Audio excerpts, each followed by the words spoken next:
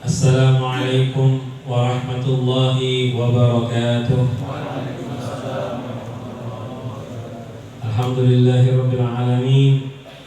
Wassalatu wassalamu ala sayyidina Muhammadin khatamin nabiyyin wa ala alihi wa sahbihi wa man tabi'ahum bi ihsan ila yaumiddin. Amma ba'du.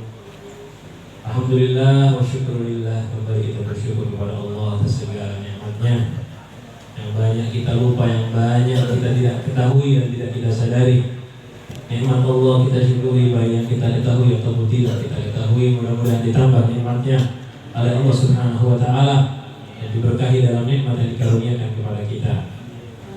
Alhamdulillah, nikmat yang besar, yang agung juga diberikan oleh Allah kepada kita. Malam hari ini kembali kumpul di Majelis Al-Hikmah, istighfar membaca manaqib. Lalu kita baca juga Maulid Nabi kita Muhammad sallallahu alaihi wasallam. Sekarang kita lanjutkan Mau'izatul Hasanah. Kita bahas hal-hal yang berbahaya bagi agama kita. Melanjutkan pembahasan minggu kemarin, ada 4 hal yang paling berbahaya, induk dari sesuatu yang bisa merusak agama kita, yang menghancurkan kita. Yang pertama adalah kebodohan. Karena ketidaktahuan ilmu pasti akan hancur agamanya. Yang kedua adalah qillatul yakin, sedikit dari yakin. Tidak percaya, kurang keyakinannya. Ini biasanya orang yang gak berilmu otomatis kurang percaya. Dan yang ketiga tulul amal, panjang angan-angan. Dan yang keempat memakan yang haram. Kita bahas bersama-sama sedikit kemarin tentang kebodohan. Bodoh ini dibenci oleh Allah. Bahkan diriwayatkan ketika Allah menciptakan bodoh, bodohnya dipanggil, kemari, fa'adbar, pergilah bodoh. Ya namanya bodoh. Sini dia pergi. Disuruh pergi, pergi kamu. Ya. Allah mengatakan dalam hadis, aku tidak pernah menciptakan makhluk sejelek kamu. Jadi bodoh ini hanya diberikan kepada makhluk-makhluk yang paling dibenci oleh Allah. Ingat, bodoh ini bukan kekurangan di akal. Bodoh ini bukan tidak cerdas yang dimaksud di sini. Jahil yang dimaksud tidak mau mempelajari agama. Kalau kita hadir majelis walaupun nggak paham, tidak dikatakan orang yang bodoh. Karena orang yang mau belajar bukan orang jahil, tapi disebut muta'allim. Kalau berilmu baru namanya ahli. Sekarang kita bahas bab yang kedua. Yang paling berbahaya buat kita adalah dhaful iman, lemahnya iman. Dikatakan oleh Al-Habib dan lemahnya iman ini bala yang sangat besar. Lemahnya iman, ya, di dalam hati kita ini bala terbesar, melebihi bala dari zahir yang ada. Kalau tangan sakit, kaki sakit, luka, bahkan telinga, bahkan mata kita bermasalah, dibandingkan masalah di dalam hati, jauh lebih berat bahaya di dalam hati. Penyakit luar bahayanya di luar, tapi penyakit roh, penyakit hati, penyakit iman bahayanya kekal sampai akhirat. Kita sakit di tangan, walaupun sakit seumur hidup, mati selesai itu. Kita semua nanti di akhirat bangkit. Kita semua nanti di akhirat bangkit, hilang semua itu penyakit yang ada. Yang kena stroke, yang kena kanker, yang lumpuh, semua nggak ada nanti di akhirat. Yang penting hatinya sehat.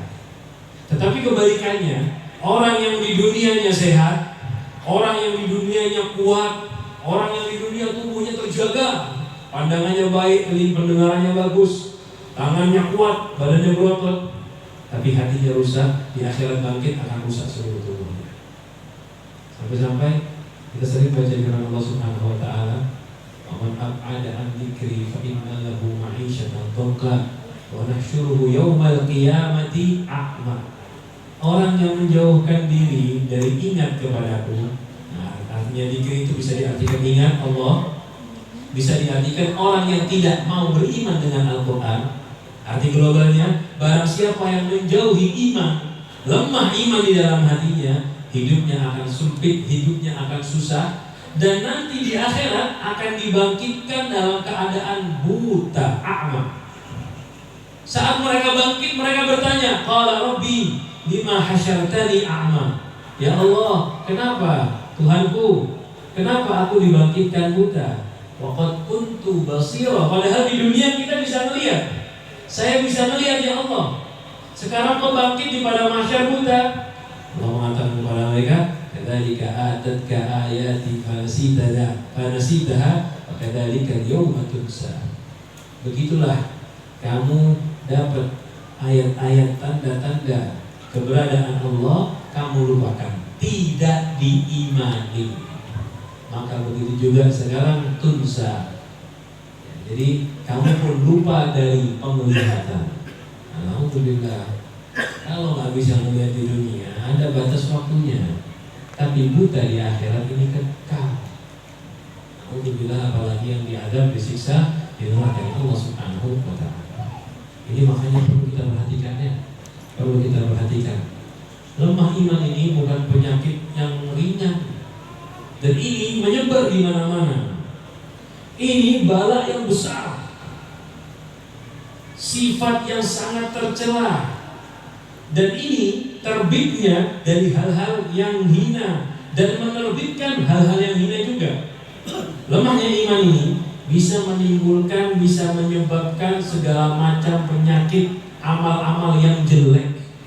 Contohnya, lemah iman bisa membuat kita tarkul amal, tidak mau mengamalkan ilmu.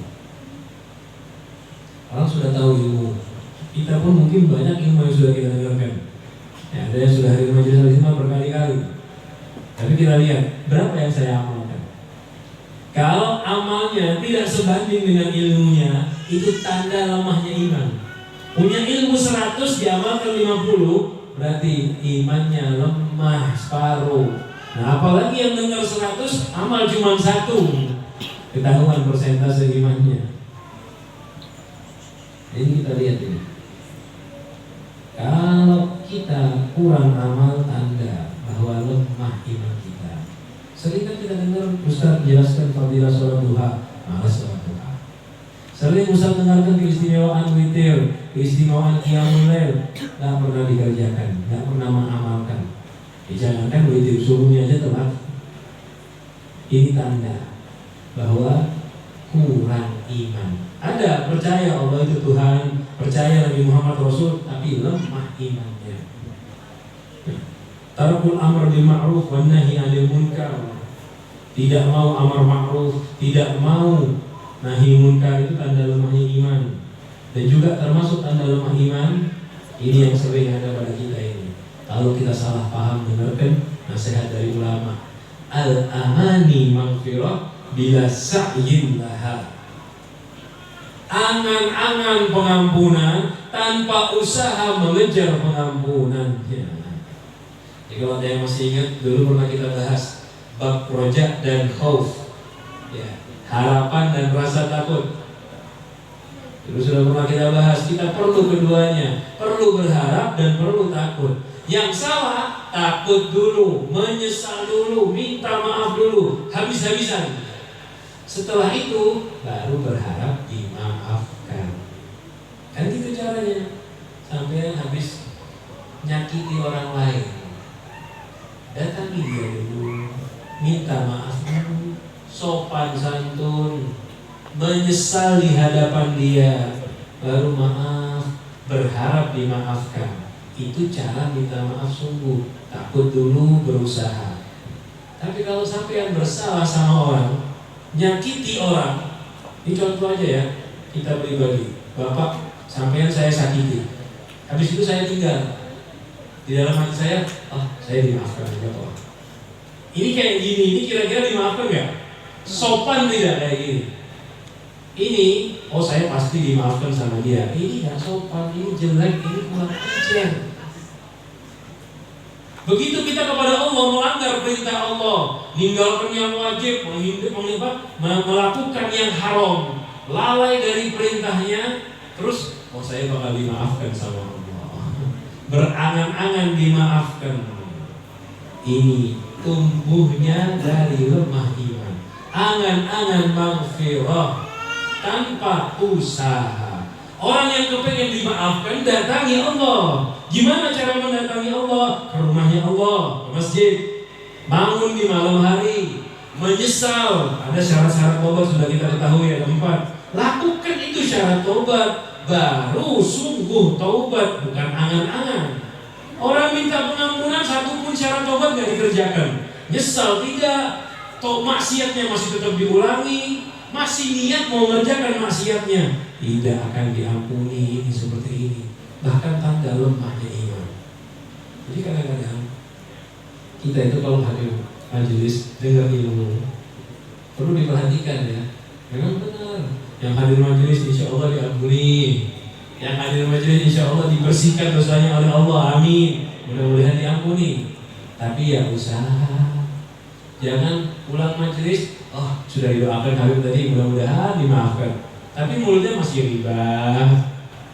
Uang hasil colongan nggak dikembalikan, uang hasil riba tetap diambil, tetap dimakan, sendal orang dibawa pulang nggak dikembalikan. Ini percuma nggak dimaafkan. Misal ada yang bermaksiat, maksiatnya belum ditaubati, belum menyesal, itu nggak akan dimaafkan. Dan ini disebut kebodohan. Ini lemahnya iman. Lemah iman kita, cuma berharap dimaafkan tapi tidak usaha.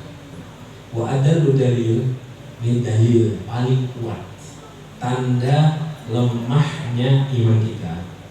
Tanda lemah iman. Kalau kita mau koreksi, cara paling gampang apa mengetahui lemahnya iman? Yang pertama,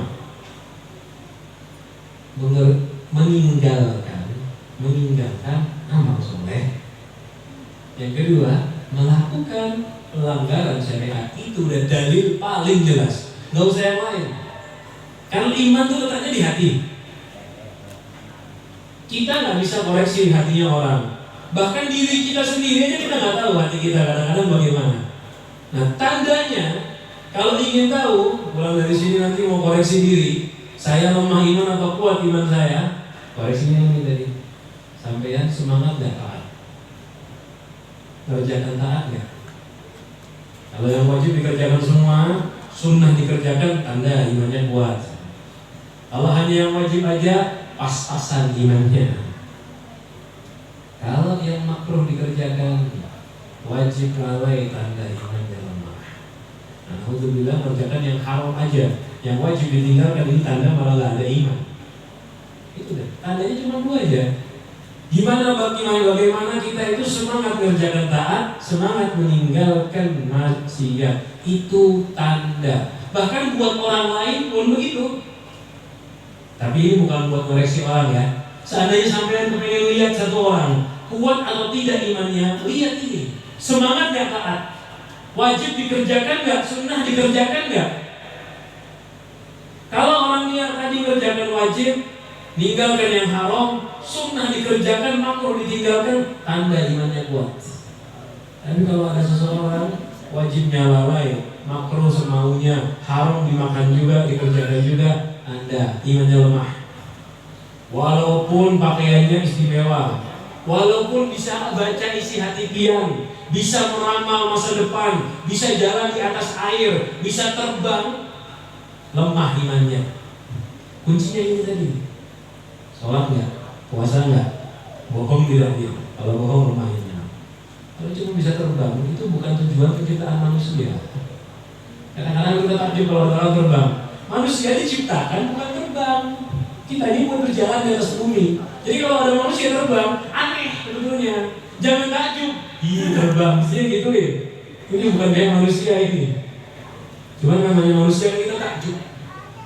Seandainya betul ada orang bisa terbang, bisa masuk ke dalam air, bisa macam-macam. Kalau nggak sholat, bukan orang yang beriman, dia lemah imannya. Tapi ingat, ini contoh saja, bukan sampai disuruh koreksi orang lain. Nanti pulang majelis yang dilihat orang bukan dirinya, nggak guna ilmu yang kita pelajari. Ini contoh tadi ya. Kalau ingin tahu kekuatan iman seseorang, lihatlah dari amal dohirnya. Nah, dari sini kita mungkin bisa nanti kalau sampai ingin belajar dengan seseorang, lihat, pelajari dulu amalnya. Seperti yang diajarkan Imam Ghazali. Jangan langsung belajar sama guru tanpa melihat gurunya. Lihat dulu gurunya gimana. Oh gurunya nggak sholat, ya setelah sesat. Tapi nggak ada ya guru kayak gitu. Dicontoh aja. Gurunya nggak sholat, walaupun semua orang bilang alim, kalau nggak sholat nggak puasa, jangan ambil dari dia. Itu contoh. Tapi kalau ada orang ahli ibadah, walaupun pas-pasan, walaupun ibadahnya seadanya, tanda imannya kuat. Lalu terakhir, cara mengkuatkan iman itu bagaimana? Dan pertanyaannya di situ. Setelah kita tahu ada iman lemah, efek dari iman lemah itu bagaimana?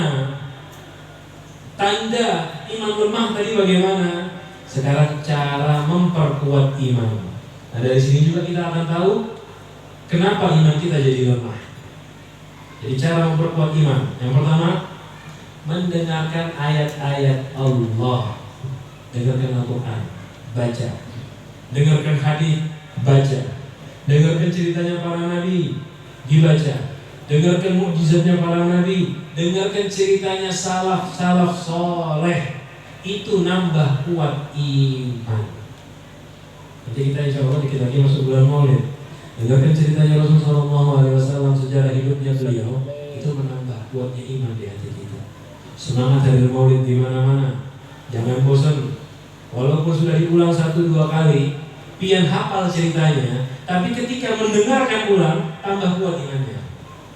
Sama kayak minum air, rasa air sampai hafal, begini rasanya. Tapi ketika minum lagi, ada manfaat baru masuk. Minum lagi, rasanya sama, saya tahu, tapi manfaat baru masuk. Dan tubuh kita selalu haus mendengarkan manaqibnya Rasulullah SAW. Kalau air ada batasnya, tapi kalau mendengarkan manaqib Rasulullah, sebanyak apapun tubuh kita siap menampungnya.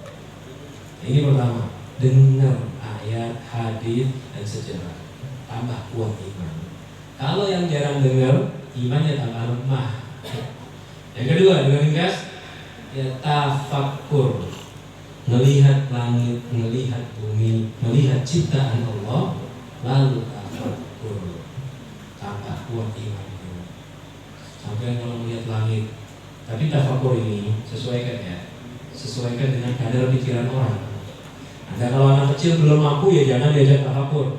Nah, lihat langit, itu hebatnya ciptaan Allah. Anak umur 6 tahun belum mampu, jangan dulu.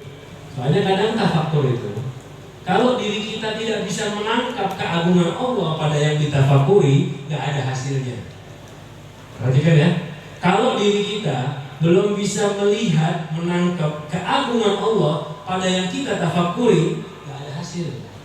Ini contoh aja, kayak kita lihat langit. Gak semua dari kita ada manfaat tafakkur melihat langit. Melihat langit, hebatnya langit, didirikan tanpa menopang. Sebagian gak ada efek, karena belum bisa menangkap keagungan Allah di situ. Jadi tafakkur pun pilih-pilih sesuatu yang sesuai dengan cara, dengan kemampuan berpikir kita, biar ada manfaatnya. Ini dia yang kedua. Orang yang jarang tafakkur, otomatis imannya tambah lemah. Yang sering tafakkur tambah kuat. Dan yang terakhir, yang ketiga, ini cara yang paling pas buat semua. Kalau ngaji, kadang-kadang alasannya nggak paham. Dengar baca maulidan misal, baca maulid, tahu enak qasidah tapi nggak tahu artinya. Baca Al-Quran nggak paham maknanya, baca hadis nggak paham maknanya. Ada yang nggak ngerti. Tafakkur, ada juga yang nggak mampu seperti yang saya bilang tadi. Tafakkur saya kok nggak ada perubahan ya. Tafakkur malah ngantuk ketiduran. Ada yang nggak mampu memang pikirannya.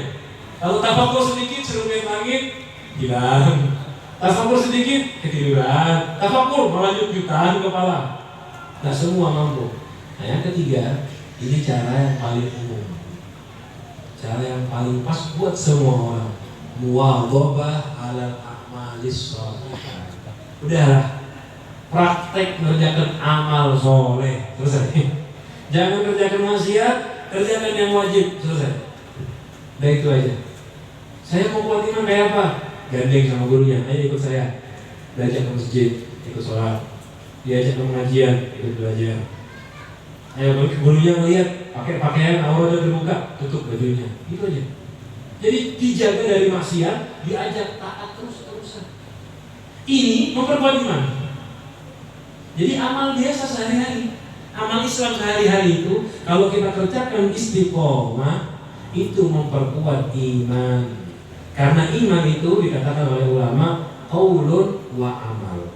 Iman itu dibuktikan dengan ucapan kalimat asyhadu an la ilaha illallah wa asyhadu anna muhammadar rasulullah, dan tampak atau tambah kuat dengan amal. Tambah kuat dengan amal, melemah dengan maksiat. Salah satu contoh tanda ya, iman kita itu bisa kuat dengan amal.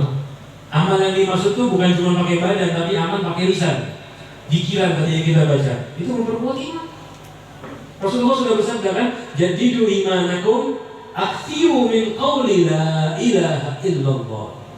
Perbaharui iman kalian, refresh imannya biar tambah kuat. Sahabat tanya, gimana caranya ya Rasulullah? Perbanyak zikir la ilaha illallah. Ada pezina datang ke Syekh Abdul Jailani. Ya Syekh, saya ini punya maksiat banyak.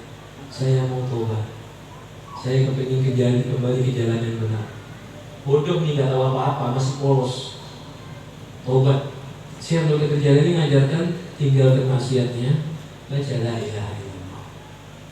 Tukang mabuk gitu juga, dikasih bacaan apa? Tinggalkan maksiatnya, baca la ilaha illallah. Bahkan seorang murid bukan ahli maksiat datang ke Syekh Abdul Jailani minta amalan biar kuat iman, suruh baca la ilaha illallah. Itu termasuk amal ya, bacaan memperkuat iman sesuai sabda Nabi kita Muhammad sallallahu alaihi wasallam. Jadi ini 3 hal yang memperkuat iman. Pahami ayat, hadis, kisahnya ulama, banyak-banyak tafakkur, dan usaha sudah amal. Jangan bosan siang malam ke masjid kalau bisa. Kalaupun bekerja, waktu kerja jangan lupa zikir. Gak bisa baca sholat, gak bisa baca la ilaha illallah pas di sawah, kan berat ya. Zikir la ilaha illallah itu bukan zikir sembarangan, zikir berat. Ganti dengan sholawat. Setiap nyambut satu swedri, Allahumma sholli ala sayyidina Muhammad. Barangkali tambah mahal harga swedrinya. Setiap nyambut bawang, Allahumma sholli ala Muhammad. Setiap langkah berjalan isi dengan sholawat. Itu menambah kuatnya iman kita. Mudah-mudahan yang kita baca bisa bermanfaat, bisa barokah, bisa membawa kita semakin dekat dengan Allah Subhanahu wa ta'ala. Jika ada salah kata dan kurangnya, mohon maaf sebesar-besarnya. Assalamualaikum warahmatullahi wabarakatuh.